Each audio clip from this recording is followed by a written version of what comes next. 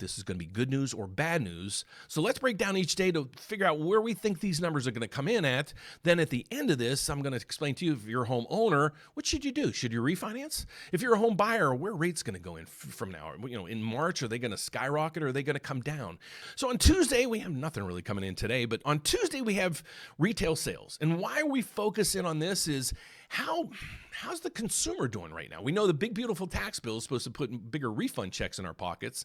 So we'll probably spend those. So retail sales might start increasing now, but we haven't gotten those tax refunds yet. So we'll wait on that.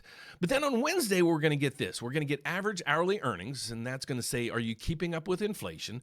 Then we're going to get that payroll numbers that we wanted, non-farm payrolls, and the new unemployment rate. Well, before the 4.4 was listed last time, the unemployment rate was 4.6. And then the last reading, it came down to 4.4. They're saying it's going to stay sticky right through there. We'll see how that comes in. Then on Thursday, here's what we have: initial jobless claims, and then we're also going to have continued claims. Okay, so why that's important? If you got let go, okay, that might be bad news, but can you get a job back into the market? That's what continued claims is going to show us. And the last time it actually came down a little bit. So that was good news on that piece of the puzzle. And then on Friday, the consumer inflation. There's three pieces of inflation news that can come out. There's the PCE, that's what the Federal Reserve looks at, the personal consumption expenditure.